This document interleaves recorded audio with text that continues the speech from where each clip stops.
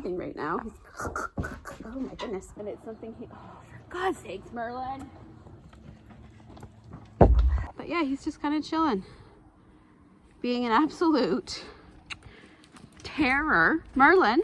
Hello there, my name is Kaitlyn and I'm a 26-year-old Canadian hobby equestrian who has decided that it's a fantastic idea to start a YouTube channel. And if you're watching this, you're probably someone I know or someone who I've met through Instagram or TikTok. So thank you so much for watching. This video is going to be an introductory video where I say a little bit about myself, what I want to do with this channel, where I see it fitting in an already oversaturated online equestrian community, and a little bit about my horse, who is my pride and joy. It is Saturday morning, February 12th. I am going out to the farm where I board him to do Saturday morning chores, and I thought that I would bring you along for part of it and give you a little introduction into what I'm hoping this channel will be. So if you're interested and you're looking for more equestrian YouTube people to watch, then hit subscribe and come along for the ride.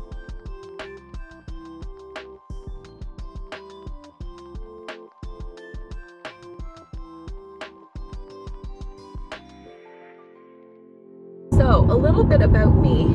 As I said, my name is Kaitlyn. I recently turned 26. I graduated from a master's degree in English literature in June of 2021. Submitted my master's thesis December 2020, defended it in February, but there wasn't a graduation until June. From May until December of 2021, I worked on our local COVID response. I transferred to communications and have been working there for the last 5 or 6 weeks. And I've really been enjoying it. It's a field that I think suits me really well because I do have 2 degrees in English Lit, so I've sort of got an extensive background in writing and researching and analysis and communicating effectively. So I've really been enjoying it, and that's sort of where I'm at professionally. I'm not in horses as a career.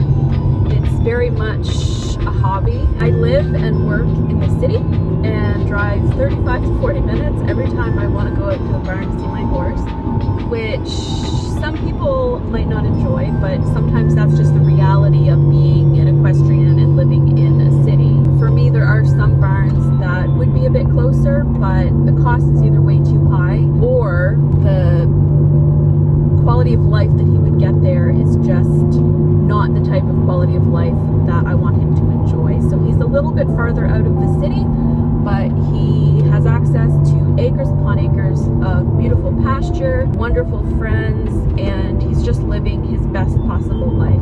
Not to mention that the barn that I'm at is, when I say the best, like most accepting, loving barn atmosphere I've ever been in, I mean it. It's an incredible barn family. It's a small, like, private boarding facility. So there's not that many people. It's quite often I get to ride by myself, which I enjoy as an introvert. It's in a really beautiful part of my local area, so it's a really sort of perfect escape from the city when I need to get out. Especially during the times that we found ourselves in the last 2 years, being able to get out of the city and escape to the barn has been, like, I don't know what my mental health would have been like without it. I'm sure many of you can relate. As I mentioned, I'm 26 and I've been an equestrian for 22 of those 26 years. I started riding when I was 4. Although I live in Ontario now, I grew up on the east coast of Canada, which is a really small, there's not that many people as compared to the rest of Canada and other places around the world. And the horse community there is relatively small, especially as compared to here where there's so many barns and competitions and venues. It blows my mind. The first 6 years that I was in equestrian, I was a member of the Canadian Pony Club. We got a really solid foundation in stable management, like proper horse care and stuff like that, which is something I'm really grateful for because I find nowadays so many people hop into riding lessons and they don't necessarily get that proper foundation in equine welfare and management. They learn all about the riding, but not enough about the proper care of the horse. So that's something I'm really grateful for. When I was 10, we moved barns and switched to trainers, which was one of the best things we ever could have done because the trainer that I was with for the next 10-ish years was, like, until I went to university, such a wonderful trainer and taught me a lot. I was fortunate enough to have 2 ponies, mostly because my sister and I both were into horses. So because my parents had 2 kids that were into it, it was more realistic for them to be able to afford the cost of buying and owning a horse. But it didn't come without struggles or hard work. We did, you know, my mom, God bless her, did chores on the weekends to work off board and riding lessons and things like that. We didn't do that many competitions growing up. Like, I didn't grow up showing on at rated shows or anything like that. We did local fun shows, summer camps, clinics, things like that. My first pony we got, I think we got her when I was 5 and sold her when I was just before I turned 7. We had her for about 2 years. She was a really cute bay Shetland Welsh Cross. She was about 12.2 hands, I think. Her name was Shannon. And then it was a combination of my sister outgrew her because my sister's 6 years older than I am. And it was just not a great situation for anybody involved. I'll probably make a video in the future about why she was not the right pony for us. And then we were without a horse for a couple of years. We took some out on like a loan, like a trial, and just never found one that suited us 100% perfectly. And then in 2004, a friend of my coach at the time had a large Arabian pony gelding for sale. He was 11. His name was Chic. There was something about him. We decided to take him out on trial. He was in Virginia, so we had to have him shipped from Virginia all the way to the east coast of Canada. He came from there and we tried him out, I think it was for a month, and ended up vibing with him really well. I didn't ride him a lot the first year that we had him because I was only 8 and he was an Arabian. And I was quite a nervous rider at the time, so I leased a couple ponies throughout the first couple years that we had him, and then when we moved to Barnes, I started riding him more regularly. I grew up in the hunter world. Well, not really, because I didn't show at rated shows until I was like in my mid-teens. But I grew up doing hunters at local shows. My pony, God bless him, was not a natural hunter in the way that people think about a hunter, but over the years that we had him, he grew to be a really incredible pony, even though he was a lot to handle at times, mostly because, as I'm looking back in retrospect, because of management and what we were feeding him and things like that. But he taught me a lot and I'm really grateful for him. He's definitely what I would call the OG heart horse. We ended up having him until 2011. So we bought him in 2004 and sold him in 2011. He was 18 at the time, I was 15. And it was just the right move for both of us. After many years of teaching us incredible lessons, he was ready to step down and start to teach some younger kids. And I was ready to step up and try my hand at rated shows. That was sort of where I was at in 2011, and I started leasing a beautiful chestnut mare, a 16 one-hand Self-Français Hanoverian mare named Annabelle, and I leased her for 3 years. 3 years, from 2011 until 2013. So I was not aware that it was meant to snow this much at all. And it's turned, in true Canadian fashion, into a lovely blizzard. So, go Joe.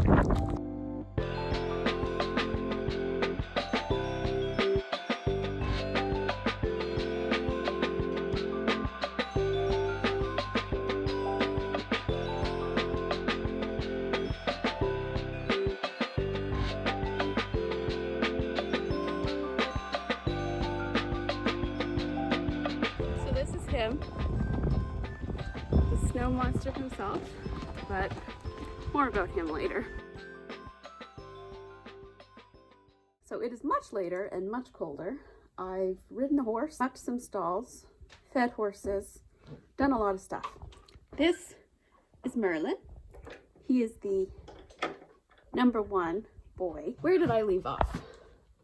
Annabelle. So I showed for a couple of years on the hunter circuit on the east coast of Canada. By showing on the circuit, I mean maybe 3 shows a year. I wasn't able to afford to do a lot of shows and worked my butt off at a part-time job from the time that I was 14 to be able to save up to pay for my entry fees and help pay for gas and stuff like that and hotel. So I showed a few shows a year, and then once I graduated high school and went off to university, I stopped riding. After my first year of university, I was desperate to get back into riding again. I missed it a lot, and put out a call on Facebook and began a few years of catch riding. So that brought me up to August of 2018 when I moved to Ontario and started my master's program. After about 4 months, I really missed riding. So I did the same thing I had done a few years before. Put out a call on Facebook and ended up getting connected to someone at the farm that I'm at now. I've been here ever since. And that's kind of a very basic version of my experience with horses. That's enough about me. I'm going to get him ready and we're going to go out in the arena. Once we get out into the arena and he's letting off some steam, I'll tell you a bit about him, because he's what it's really all about. Aren't you? Hi. I don't know if you can tell, but he's what are you doing? He's teething right now. He's oh my goodness. He's capping, so he's trying to get everything into his mouth, including, apparently, my hoodie. Seriously? Hi. No, you're not doing that again. Forget it. Stop. Merlin, truly, stop.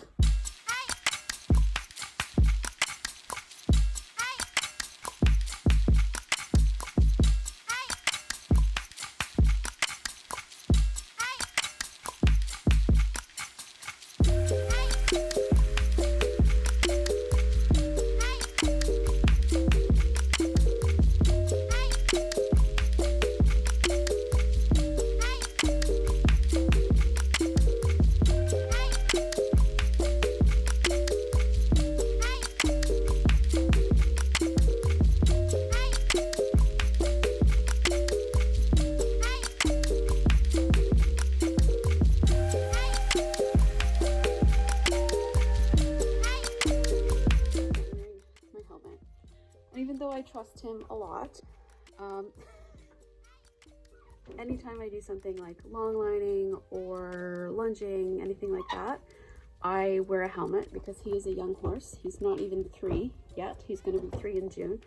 So even though he's very well-mannered and is like the most easygoing youngster I've ever had the pleasure of working with, I do still wear a helmet just in case, especially with long lining where you're behind them. Better safe than sorry. So something important to know about Merlin,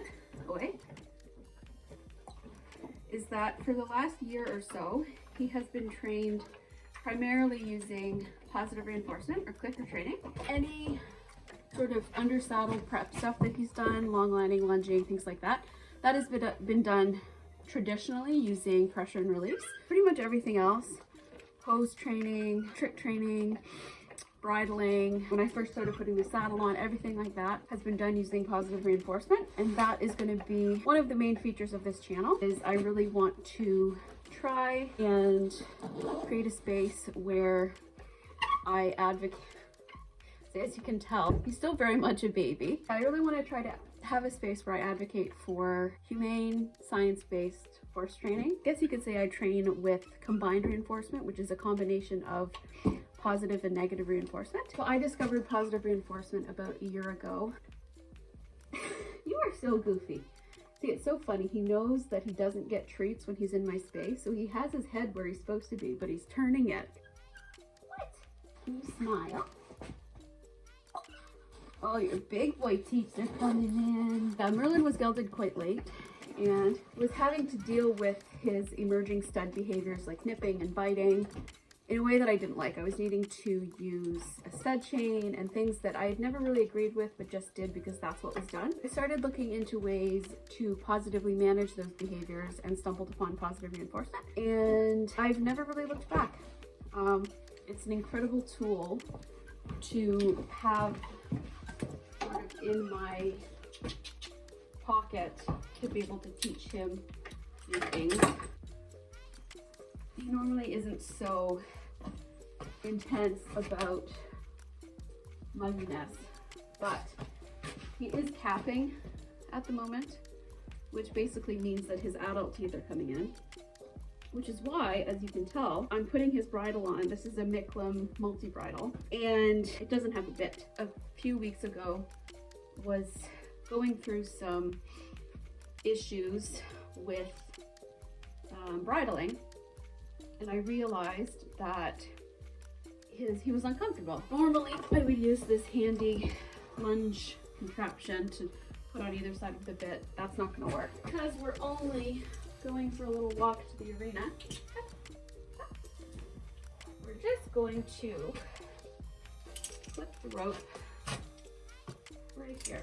So for now, we're going bitless, and when he started under, can you not? As you can see, he's capping, and everything is a snack. When he started under saddle in a couple months, he'll be started bitless as well. I really don't want to put a bit in his mouth until I know he's a bit more comfortable. Let's head out to the arena and we'll talk a little bit more about Merlin and what I do with him at the moment, and you'll see a bit of that. So we're out in the arena now, and the first thing that I do in the winter before doing any sort of training session is I always hand walk him for a bit so that his joints can warm up, because I'm in Canada, like I said earlier, so it gets very, very cold. And on a day like this, where it's quite windy, we have a coverall arena, so the sides can flap. Sometimes they can get quite noisy. What I do before I do anything is I'll actually let him loose and just let him get any bucks or anything like that out that he has, which I find really useful. Some people don't agree with that, but I would much rather him buck when he's loose.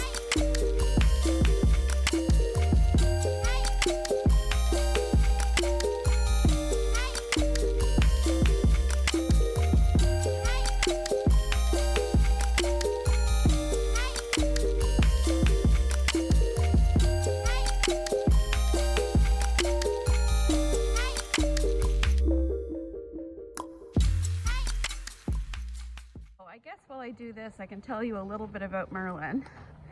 He is a rising 3-year-old Oldenburg gelding. His sire is Parsival, who has, hi, my goodness, they're walking with purpose. He's got some really interesting combination of jumping and dressage bloodlines. So he should make a pretty good event horse, which is what I want to do with him. Parsival was a Grand Prix dressage stallion, but really interestingly has some lovely jumping lines. There's the Voltaire, Lancelot, Nimerdor, Lucky Boy. So he's got some really nice dressage bloodlines, but also jumping. And then his mom is more of a jumping bred warm blood. I bought him in May of 2020 as an 11-month-old, and it was very much a pandemic animal purchase. I got my dog Bingley at the end of March 2020 and Merlin mid-May, and it was definitely not the right time to buy a horse. I was a student, I had next to no income. Some things happened that made it, all work out well, and it was a chance I was never going to get again, to own a horse like him. He's a horse beyond my dizziest daydreams, and I'm very, very lucky to call him mine. So it's coming up on 2 years that I've owned him, and I still haven't ridden him yet. Until now, I've been doing a lot of groundwork, a lot of positive reinforcement stuff. A little after he turned 2, we started doing some very light long lining, and it's something for God's sakes, Merlin.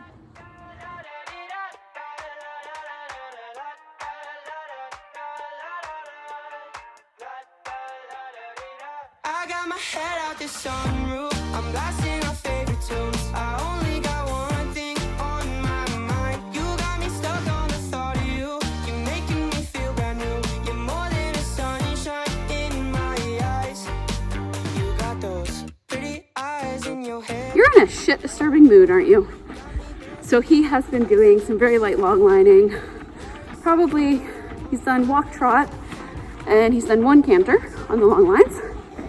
I'm making sure not to do too much on tight circles because he's a young, fast-growing warm blood, and doing too much too soon with them can result in long-term issues like arthritis. Let go. Hoping that we'll be an eventing team eventually. But yeah, he's just kind of chilling, being an absolute terror. Merlin. He's very level-headed, but very, very, very goofy.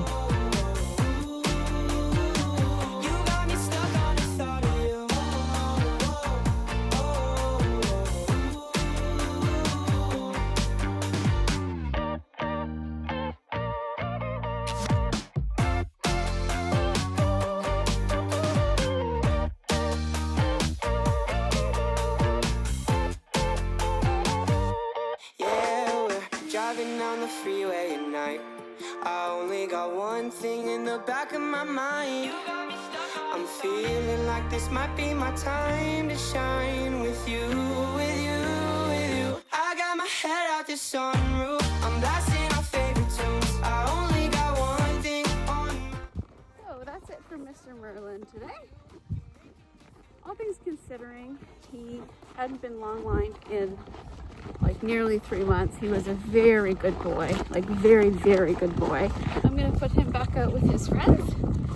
And on the way home, I want to talk a little bit about why I wanted to start this channel and sort of where I see myself fitting into the online equestrian space. Hello again. So as I was finishing up the edit on this video on my lunch break, I realized that I never actually did sort of finish off the video on my way home from the barn. I know I said I was gonna sort of talk a bit about where I saw myself fitting in the online equestrian community, but I think that my videos will speak for themselves. I'm going to be focusing a lot on how I'm bringing along my young horse. I'm going to be doing some sort of retrospective videos on the sort of training philosophy that I had and was taught growing up versus what I have now, the learning and self-improvement that I've done over the last couple of years that has made my relationship with horses just so much better and so much more of a partnership rather than one being exercising control over another. Just want a space where I can create the type of videos that I like to watch, which are sort of stripped down, raw, real videos that show what it's really like working with horses, not just a highlight reel of the horse, you know, doing everything that you want perfectly the first time you ask. And I also want to create a space where I represent sort of the adult amateur side of the equestrian world. There are a lot of really, really great and wonderful equestrian YouTubers who represent this really well, and I'm not trying to like impede on that space. I'm just trying to show a different perspective that isn't necessarily shown all the time. A lot of the people that I watch have their own yards, and I guess I want to kind of show what it's like to be an adult amateur who lives in a city, doesn't have their own property, boards their horse at a farm, you know, 35 minutes away. I'm just a 20-something navigating my way through real adulthood for the first time. You know, jobs, relationships, friendships, horses, trying to find time for other hobbies, of which this is going to become one. So if any of what I've said or shown in this video appeals to you and you feel like following along, please hit the subscribe button, give this video a like, and let me know in the comments down below what your favorite type of equestrian content to consume is. Not necessarily just on YouTube, on Instagram, TikTok, whatever. I do have Instagram and TikTok. My username is @Kaitehh Equestrian. If you're interested, follow me on there. I also have a profile on Digital Horse, which is like sort of like a Facebook for equestrians.